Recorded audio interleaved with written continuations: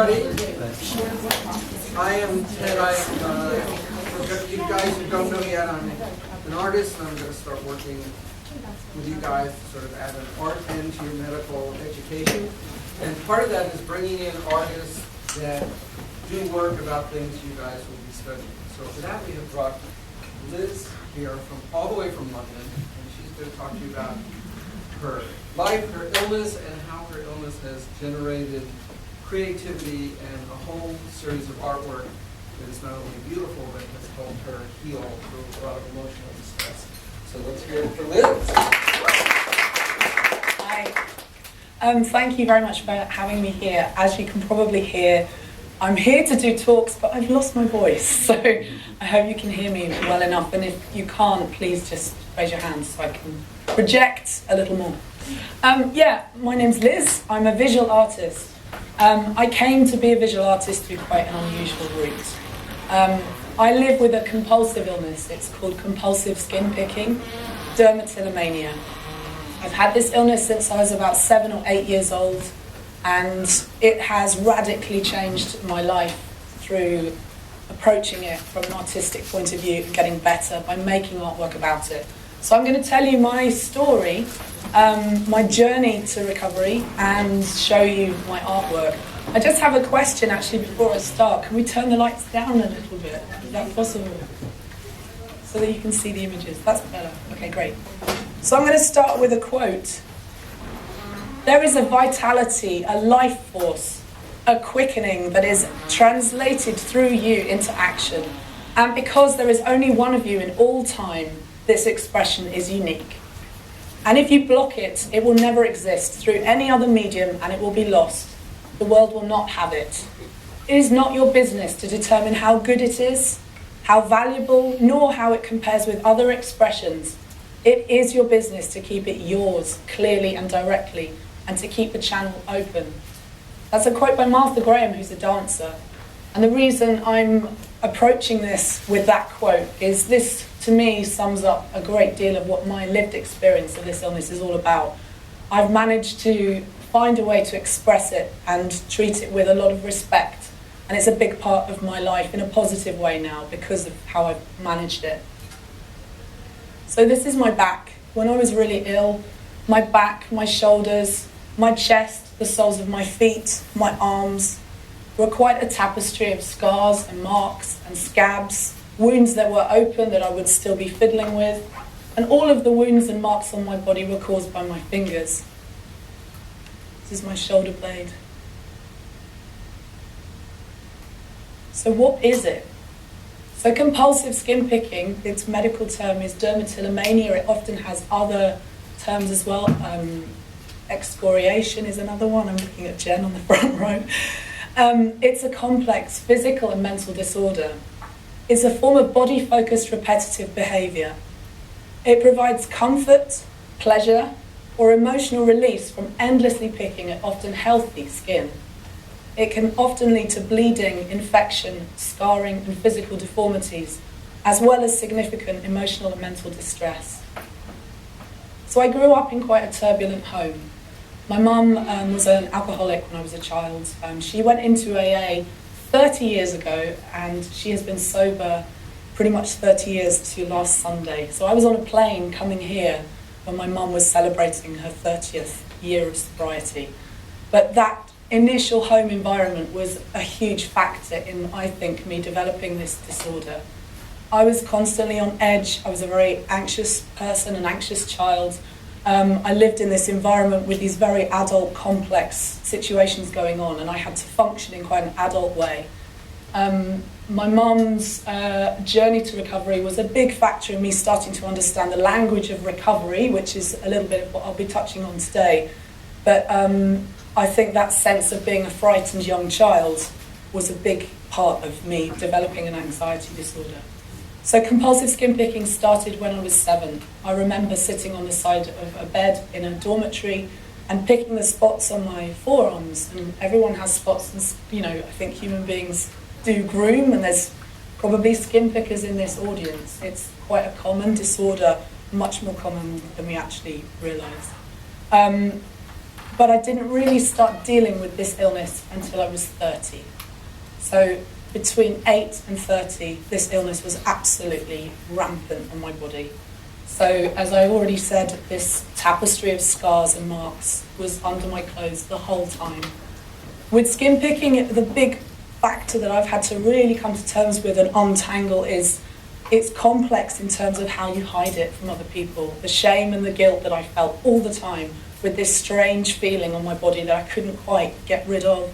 For me, skin picking felt a lot like insects traveling across my body. I felt like there were things I needed to get rid of. I knew I was doing something strange, in inverted commas. I didn't actually know it was a disorder. And it wasn't until the internet came along and I did searches and actually realised it's a recognised disorder that I found out it had a name. So, you know, part of my whole life, relationships, experiences at school, social situations, which for most people are very ordinary and very normal, and if you plan to go out, you know you're going to meet someone at a certain time. There were hours and hours of my life that I would lose to this illness. Part of the way it functioned for me was I would zone out, which is a thing that would happen often late at night. So I might be in the bathroom for 7 hours picking my back, and only when I realised my legs had gone to sleep because I'm sitting in a funny position would I sort of come round and realise what I was doing. That was common. Going out in public, picking a scab under the back of my top, it bleeding through my t-shirt, these things were very common. You know, as a child, I used to wash out my school shirt in the loos at school because I would have picked something and I didn't want people to know. And saying this to a group of strangers in America right now is quite hard and still quite challenging. But that was a daily occurrence, and I think to say it as clearly as I can to people who might not know what this disorder feels like or does is really important. So what's this all about? Well, I started a master's in dance. My background is actually in theatre. I trained in theatre. My first degree is in theatre and performance. But when I was 29, I signed up for a course in dance. I've always been fascinated by the body, which is this dichotomy. You know, I was interested in performance. I was interested in getting up on stage, and I'm quite comfortable talking as I am now. But of course, I have this compulsive illness under my clothes, and you know, I don't want people to see it. And there's this whole sort of structure that keeps that hidden. So, yeah, not the very logical choice to sign up for a master's in dance, but that's what I did.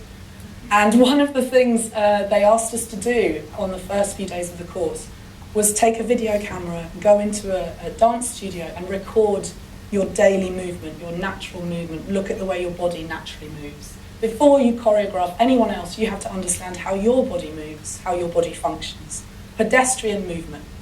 When I sat in this auditorium, it was a bit like where you guys are sitting, and I thought, if I go into a dance studio and I record what my body does in 5 minutes, in 10 minutes, in 20 minutes, in an hour, my skin picking is going to be public. I will see my body doing this thing.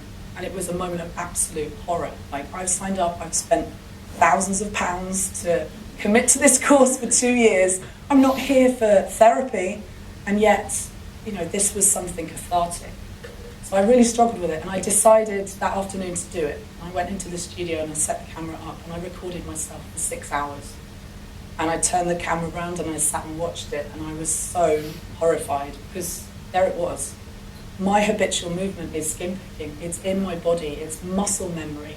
It's a system of how my hands and my fingers move, the positions my body would get into, the way I would move across the space, the way I would sit down, the way I'd get bored and then find my fingers moving up to my face. So for me, compulsive skin picking was conscious and unconscious. So I was looking at how the movement was happening. And for a dance student, something revolutionary occurred to me. I was watching my colleagues dancing, and you know, they were doing all this amazing repetitive stuff with their feet. People who train in dance repeatedly move in the same way to get muscle memory in the body, to get the body to remember those positions, those strategies of movement in the body. And I thought, I have a technique.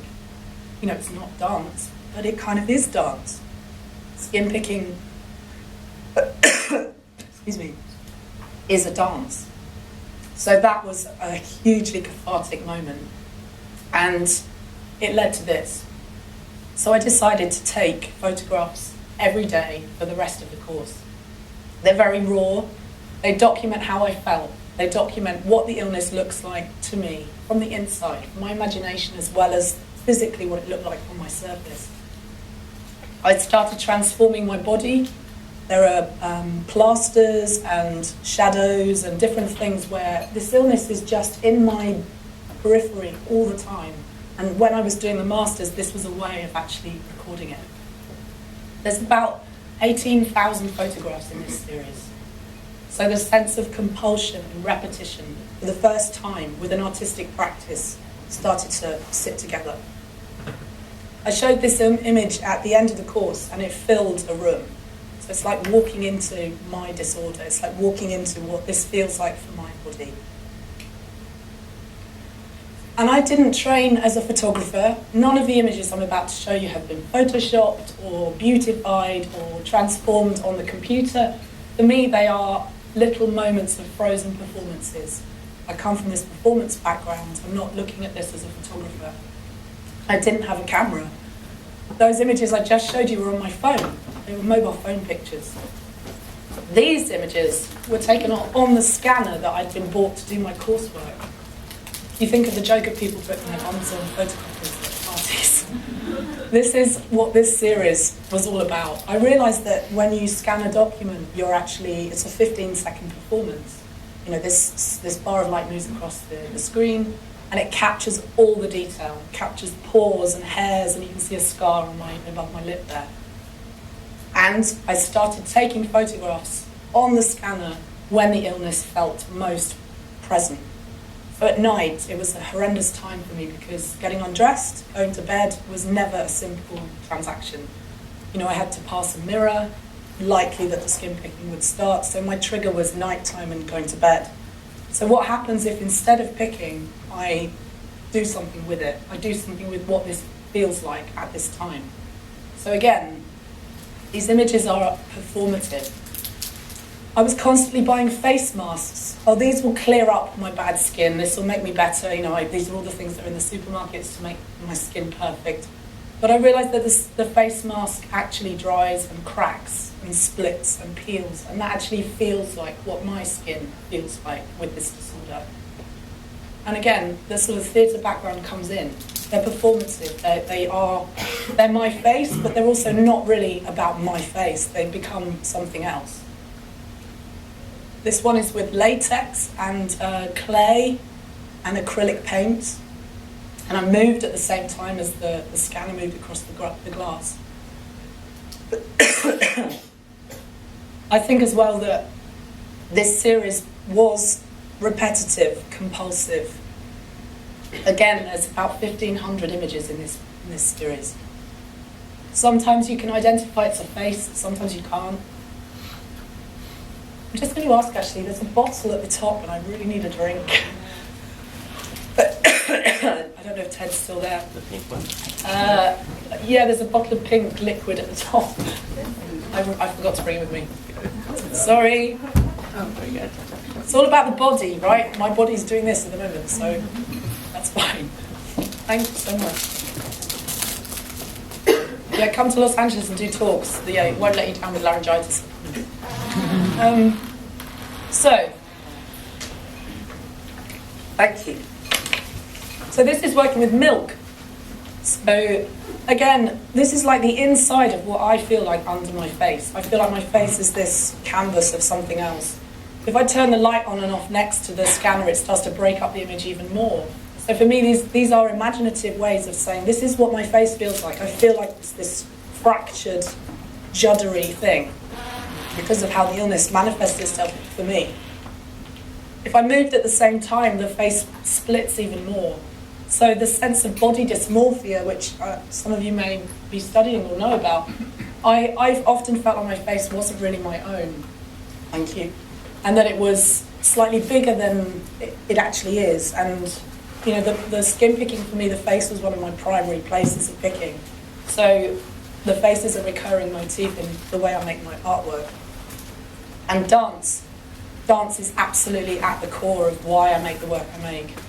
I studied the movement patterns of this disorder. I looked at it as a visual art form and actually started to record them and use them creatively. And we come back to the face. I did a residency here in Los Angeles in 2008, and it was a dance residency, so I'm working with these like perfect-skinned, beautiful kind of dancers, and I'm this kind of scabby-skinned artist from London. So I actively used it. So how can I make this work so that it is continuing to process these feelings? This is acrylic paint and soil, so I'm actually kind of burying the skin completely. What does it feel like to completely cover the body with something else, to give it a second skin? And I talked about insects.